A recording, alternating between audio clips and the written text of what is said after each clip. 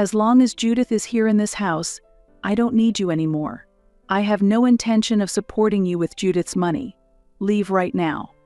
I had always felt that my mother wasn't interested in me. Despite that, I kept trying my best, believing that someday she would accept me. But I was mistaken. Toxic parents never change. So I gave up hope and left the house. I never imagined that later on, she would ask me for help. I am Christy, 38 years old. I'm still unmarried and living at my parents' house. In my 20s, I wanted to get married, but now it seems impossible. One reason is my weak health. I'm not suffering from any major illness, but I often feel unwell over minor issues. I catch colds frequently and often run a high fever, making it difficult for me to work full-time. Part-time jobs are my limit, but even then, I often have to take days off due to a sudden illness, so I'm not working regularly. This naturally leads to spending more time at home. Recently, I've started working from home, which reduces the burden of commuting. However, my mother seems to think I'm just shutting myself in my room. Since we live together, it's hard to tell her not to interfere. Being unable to work full-time, I am grateful to be able to stay at my family home. Thus, I endure her sarcasm and try to be patient. However, I cover all the utility bills and I pay the property tax for our house. I also handle the repair costs for our long-lived-in home. I don't pay for all the groceries, but I bear a significant part of the costs. Since my father passed away 3 years ago, I have been paying these expenses to avoid burdening my mother. In addition to that, I handle the household chores. When I'm feeling unwell, I do rely on my mother, but normally cooking, laundry, and cleaning are always my responsibilities. Yet my mother still voices her dissatisfaction. How long do I have to take care of a daughter like this at home? I don't remember raising you to be this way. She often complains, distorting her face in disapproval. Honestly, even now, past the age of 30, I think it must be a burden to still be living at my parents'. However, I cover most of the living expenses and take care of everything at home when I am well. Yet, I sometimes wonder if it's really necessary for her to express such discontent. I would think that life should be somewhat easier for her. There wasn't much money left by my father, practically just this house. Moreover, the pension she started receiving in her 60s isn't much. Still, the fact that she can buy what she likes and enjoy her retirement freely is because I support her. Is it selfish of me to wish she would understand this more? Why is it that my beloved Judith left this house, and you, who doesn't matter, are always here? I wish Judith would come back home, my mother would say aloud, intending for me to hear. Judith is my younger sister, 3 years my junior. Unlike me, she is healthy, has a beautiful face, and is academically talented. My mother is proud of Judith and feels she can show her off to anyone. I have always been compared to her and disliked by my mother. To me, my mother was a terrible presence. The differences in clothes, meals, and even the way she interacted with us were clear. To my mother, I was like air, while Judith was treated as her only daughter. Despite such circumstances, the reason I was able to grow up without rebelling is because of my father. He would admonish my mother and showered me with the affection that she did not. If it weren't for my father, I might not have made it to this day. After he passed away, my mother felt lost and even began to depend on me. So despite my poor health, I worked hard at household chores for her sake. But now that she has fully recovered, it seems my efforts are viewed as pointless. Every day, she just asks, "When are you leaving?" Sometimes I think about moving out and living on my own, but then she says, "Make sure you send money home every month. You need to repay the favor for all the care I've given you." Hearing this makes it hard for me to decide to live on my own. Moreover, she says, "After you move out, you still need to come over to do the chores. You're not married and have plenty of time, so it wouldn't hurt you to do that." Living alone while sending money home and managing household chores seems impossible. Listening to my mother's complaints every day only worsens my health. Yet, I cannot bring myself to leave her. So ultimately, I spend each day pained by her words. One day, my sister, who was married and had left home, came to visit. Her 6-year-old daughter was with her. I thought she had just come to show her face after a long time. But then she made a shocking statement. "From today, we'll be living here." From today? What happened? Responding to my question, she surprised me further. "I got divorced and moved out." "What?" "You got divorced." "That's what I just said." "Why did you get divorced?" "Living together brings various issues. The condo is in my husband's name, so I can't live there anymore. There must be reasons for my sister's abrupt divorce and departure. I can quit my current hospital job, but there are plenty of other places to work. Every hospital needs doctors, after all. We'll pay for our own living expenses, so it should be fine. Not only is my sister, Judith, beautiful, but she's also smart and became a doctor. There's no doubt that she doesn't have to worry about money. Surely I'll find a new job soon enough, and then I won't be home much, so I'll leave the housework to you," Big Sis Judith declared. She walked in and headed straight to the living room, saying, "I'm starving." She arrived just as I finished preparing dinner. When I hurried back to the living room, they had already started eating. My mother, sister, and niece were all sitting around the table. There was no place for me. In fact, my meal wasn't even prepared. Originally, I had only prepared enough for my mother and myself. Surely they must have divided that between the three of them. "This is delicious," my sister said, unconcerned about me. "I'm so happy to see your face. Don't hold back, eat plenty." With her favorite daughter back, my mother was in a great mood, completely disregarding me. My niece quietly progressed through her meal, looking tired and sleepy. This scene felt strangely familiar, and suddenly, memories of the past came flooding back. It was the same view I always saw when my father was away on business trips. When he was not around, my mother took the opportunity to ignore me. She and my sister would sit at the table, disregarding not only my seat but my very existence. Remembering the past, I almost burst into tears. I went out to buy my own dinner. Unlike back then, having the money to buy my own food now felt like a salvation. Thinking of my beloved father, I walked slowly, tears streaming down my face. And so began my life with my sister and her daughter. It's not that I'm particularly at odds with my sister, Judith, but I feel she is favored by our mother, and she treats me with disdain. Consequently, she treats me like a maid, saying things like, "Big sis, please clean the room. I'm working, so you handle the house stuff," she says while lounging on the sofa. Even though she claims she's working, it didn't seem like she had found a formal job yet. When I asked her what she planned to do, she snapped back a bit angrily. "It's no use telling you. There are plenty of jobs for a doctor. I've been working nonstop until now, so let me relax a bit." "Okay, but what about living expenses?" "You're so annoying. I'll pay you back once I start working. You're always nagging about money," she retorted, and I was left speechless. Due to habits formed in childhood, I find it difficult to speak up to my mother and sister.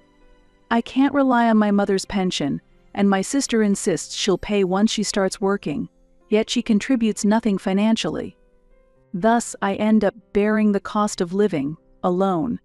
Additionally, all the household chores are my responsibility, while the two of them just laze around.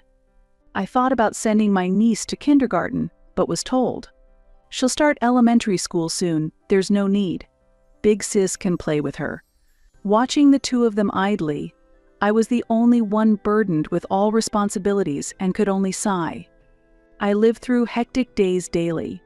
Even if I feel slightly unwell, neither of them shows any sign of taking over the household duties. Since Judith started living with us, my mother has completely stopped doing any housework. She only seems to enjoy chatting with Judith. They don't seem to care about me at all. Why am I even doing this? No one listened to my words. Still, There was no sign of Judith looking for a job.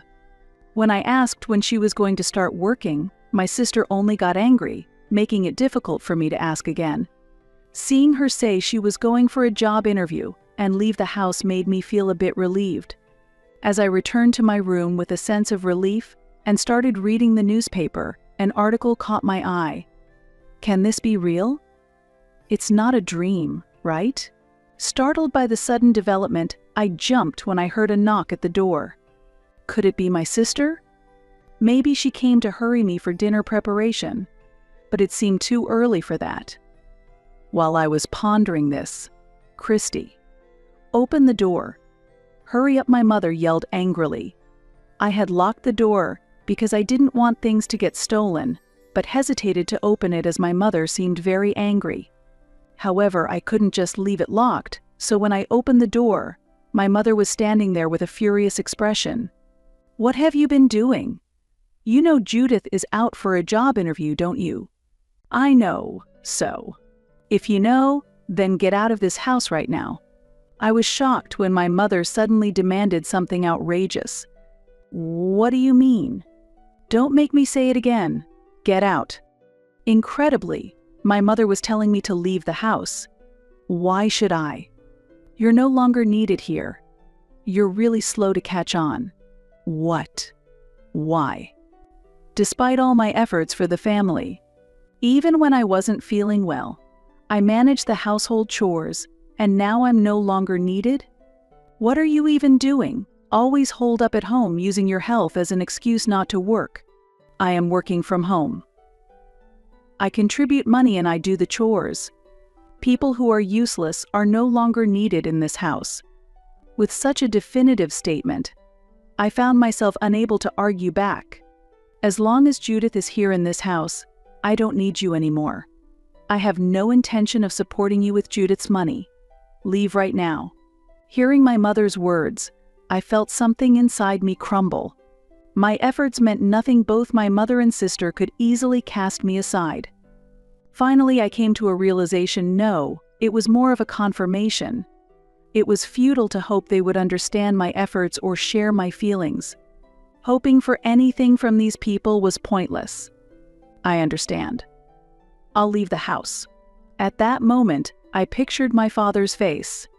It's okay to end this, right, Dad? Did I do my best? I asked him silently in my heart. It felt as if he nodded back apologetically, giving me the push I needed to make a decision. I will leave the house immediately. It's a relief. I never needed a daughter like you in the first place. My mother's harsh words no longer had the power to hurt me. Soon, I would be free and liberated. I had no regrets about this house, and no reason to cling to it. So I simply nodded and began to prepare to leave. What followed happened very quickly. I quickly found a new place to live, and luckily, it met all my requirements. I signed the contract immediately and proceeded with the moving arrangements. Finally, the day of the move arrived. Finally the nuisance is gone. Don't ever come back, my mother said, laughing. My sister also laughed and said, enjoy your poor single life. Don't you dare ask for money. After all, family is just like strangers. I had nothing more to say to them. Calmly, I said only goodbye and left the house.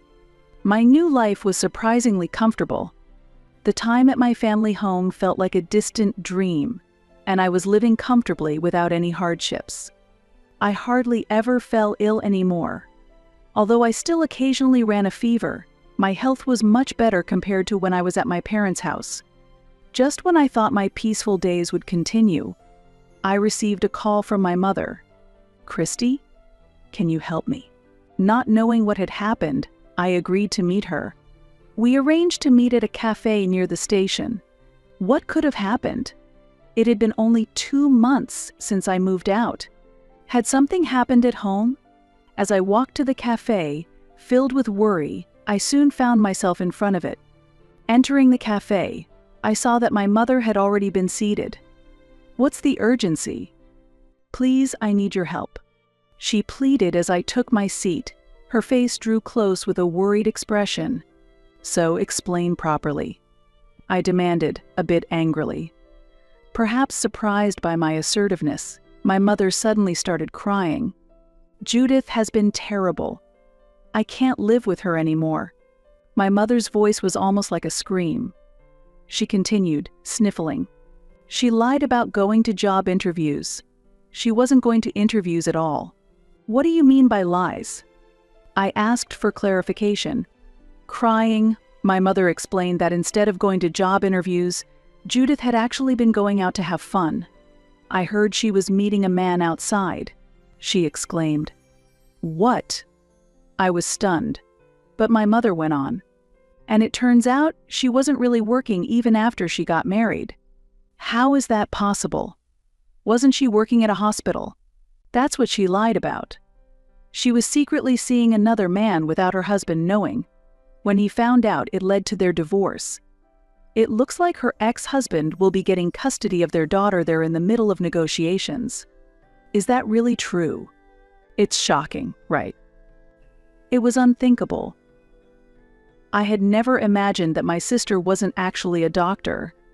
She's not showing any remorse about the divorce or the alimony she has to pay. In fact, she seems to be enjoying herself. Isn't that awful? That is terrible. I found it unbelievable, yet somehow believable at the same time. During our time together, I had noticed that Judith tended to avoid inconvenient situations and had a high sense of pride. It was hard to believe that she could have sustained the mentally demanding job of a doctor. Was it possible that she hadn't been working at all since her marriage? How her ex-husband hadn't noticed sooner was beyond me. So she got divorced because she was eventually found out. Did she really think she could use her husband's money so freely without getting caught? I am at a loss for words over Judith's recklessness. Can she even afford to pay the divorce settlement without any money? She's saying that since she has no money, I should pay it for her. Hearing that, I couldn't help but laugh out loud. My sister, who has no intention of working, is trying to dump everything on our mother.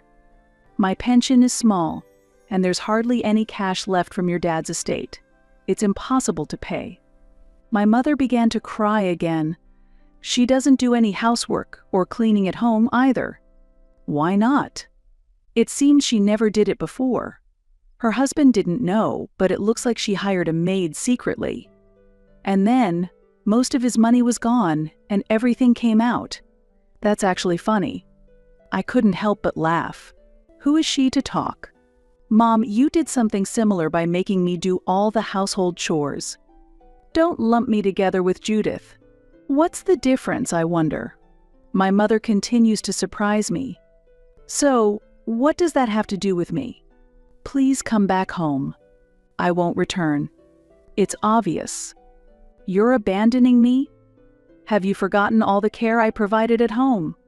My mother's face turned red suddenly, her emotions escalating when she heard my unexpected refusal. This is why you're not endearing. Even though I took care of you as a mother, you're such an ungrateful daughter. While I silently listened to my mother's words, I quietly grasped a glass on the table.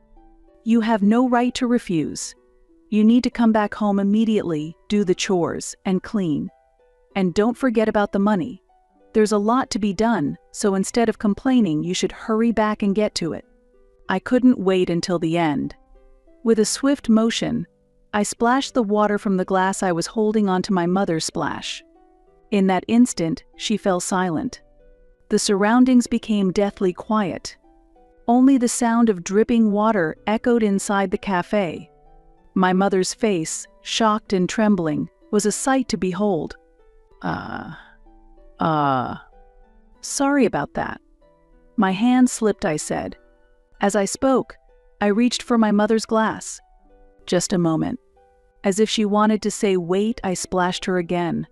Water hit directly into her mouth as she was about to speak, causing her to choke. Cough, cough. What are you doing? Cough. It slipped again. My apologies. I quickly apologized to the approaching waiter and used a towel I had to wipe the wet areas. The waiter brought a mop and cleaned the floor. After apologizing again, I turned to look at my mother. Staring in disbelief, I tossed the towel I was holding at her. "Why don't you wipe yourself off? What are you doing?" "I'm soaking wet." I could catch a cold from being this wet. What does it matter if you catch a cold? What did you just say? Enough. This is how I always felt. My mother continued to scream.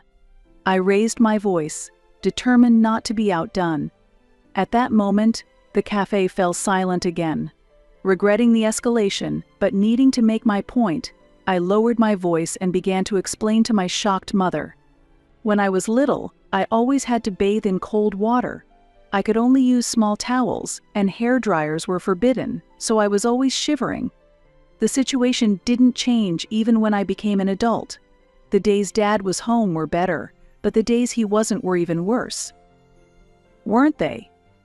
And after Dad died, you know very well what happened. My mother had only allowed me to use small towels and never let me touch the hairdryer. It's no wonder I was always in poor health. That was certainly true. Since I started living on my own, I hadn't been sick once. Initially, I thought it was because the stress from my mother and sister was gone, but I began to realize it wasn't just that. The root cause was my mother. Who would return to a home with someone like you? I've taken care of you all these years, so it's only natural you should listen to your parent. Like I said earlier, you haven't taken care of me at all. What? Unlike before, I spoke back firmly, and my mother gradually stumbled over her words. I don't remember you raising me at all. It was Dad who raised me. Without him, I wouldn't be who I am today. What you did was not care, it was abuse. That's not true. After Dad died, I've paid back more than enough over these 3 years. I worked hard doing household chores even on days when I felt sick. Have you ever once cared about my health? It was because of me that you could live comfortably, right? Who's thanks to? It's thanks to Christy. So, you understand why I said I won't come back. I understand, but... Still, further conversation seemed pointless. I quietly stood up from my seat. Wait, we haven't finished talking, have we? Living alone is tough, we could live together, so... I forgot to mention. I cut off my mother's attempt to persuade me and showed her a photo on my phone. What's this photo supposed to mean? Look closely. It's a luxury apartment. So what? This is my home. What? My mother exclaimed as I revealed my surprising life in a luxury apartment. That's your place? You can't possibly have the money for that. Actually, I won the lottery. What did you say? I've always thought I had a terrible life, but God didn't abandon me, who lived honestly. The day you told me to get out of the house, that day's newspaper had the winning numbers. That was when I saw the numbers in the newspaper and thought, can this be real? Is it not a dream? With this money, I was able to buy the apartment. I still have plenty of money, but I'm saving it properly and earning my own living expenses. I don't have to worry about getting sick anymore, and I can work now. In just this short period. 2 months is enough. My mother seemed at a loss for words. So please don't contact me anymore. I have no intention of meeting you or Judith ever again. Goodbye. As I started to leave, my astonished mother hastily clung to me. Wait. I apologize for everything before. Please don't abandon me. Smiling, I responded to her plea. Judith once said that family is ultimately just strangers, so to me you are now a stranger. Leaving those words behind, I walked out of the cafe. My mother was left speechless, completely hollowed out. A few days later, my mother called again, demanding, "Let me live together with you." But I immediately refused. Judith also contacted me saying, "I'm having a hard time with Mom. You should take care of the house and contribute money." I rejected her request as well. Family is just strangers, right? I said, and hung up the phone. I then blocked both my mother's and sister's numbers. I later heard from relatives that Judith is still unemployed. She has run out of money for going out and is just staying at home. My mother, having no interest in housework, let the house quickly become a mess. My niece was taken in by her ex-husband. With funds depleted, my mother had no choice but to sell the house.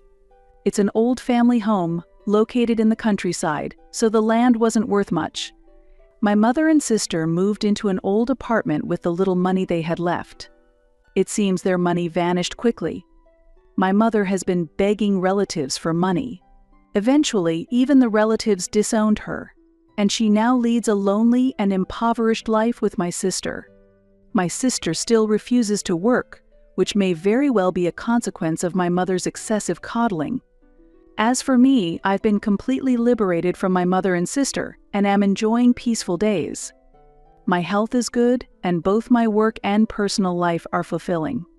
Recently, I've had a new development in my life. Would you consider dating me with marriage in mind? A serious-looking man asked me, and now we are in a relationship. We plan to marry next year. I'm going to be happy, I said, speaking to a photo of my father, and it felt as if he smiled back at me,